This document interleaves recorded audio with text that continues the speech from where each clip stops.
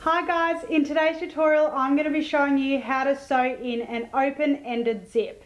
There is two types. It can either be exposed or double welted. In today's tutorial I'll show you how to do a double welted open-ended zip in just 4 simple steps. This is what it looks like as a finished garment. How do I make the phone ring? Why do I even care? How are you all around me when you're not really there? When you're not really there.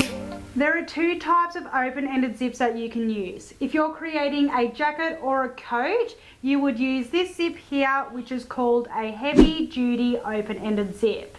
The reason for this is because your fabric choice will be much heavier in weight, therefore your zip needs to be stronger and more durable than a lightweight zip. This here is a lightweight open-ended zip, ideal for bridal wear, lingerie, children's wear and also knitwear. The reason for this is because the zip is much more flexible and can also be invisible.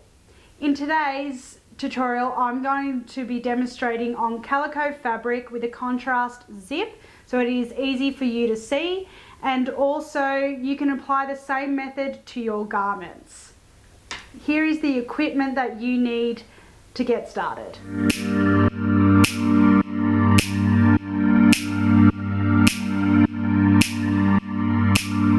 So we're just about to begin. If you haven't already, make sure you subscribe to our channel to stay up to date. Let's get sewing.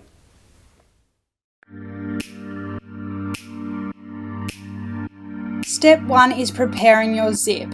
I haven't neatened my seams, but make sure when you sew your zip in that your seams are neatened and ready to go. I've used 1.5 centimeters, or if you're working in inches, it's 5/8 of an inch.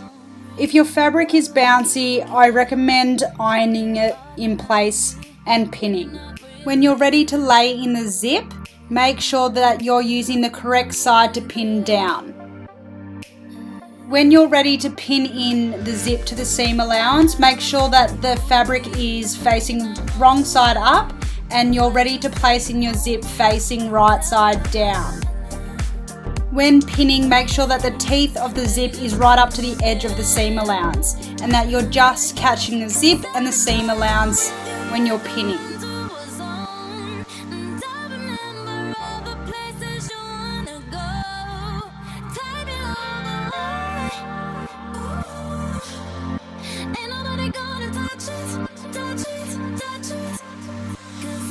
What you did to one side, you do the same to the other.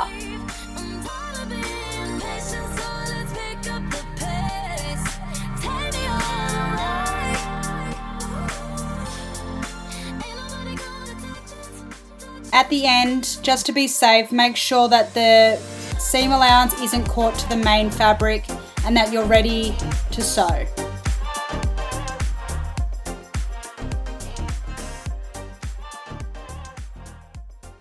Step 2 is sewing the zip to the seam allowance. What you need to do is, before you start sewing, you need to put your zipper foot down and your needle in the fabric. As you sew, remove the pins and back tack at the start and at the end. You want to stitch in the center of the tape, securing it in place.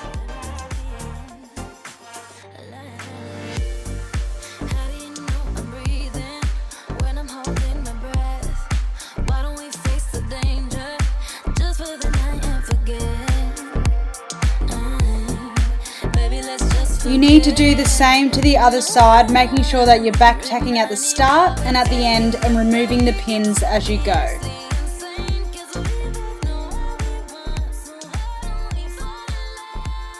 When you have finished, cut all loose threads.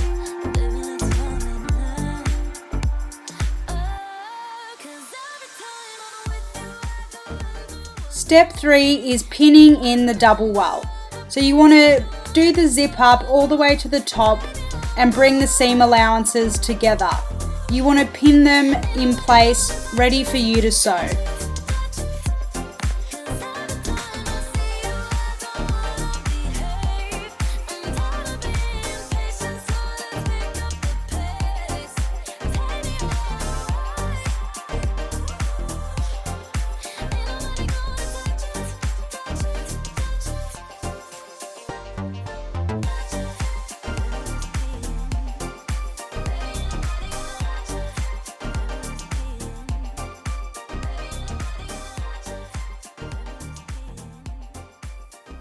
Now we're up to the last stage, which is step 4, top stitching the double welt.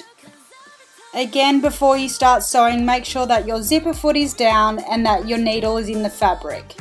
As you sew, make sure that you remove the pins and that you back tack at the start and at the end so that it secures it in place.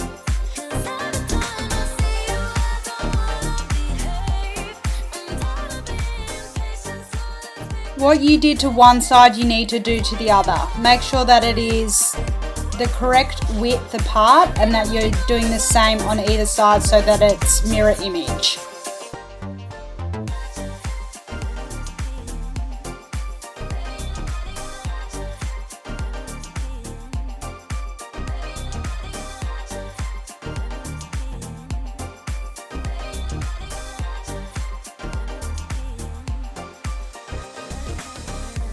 So that is how you sew in an open-ended zip. I hope you enjoyed the tutorial.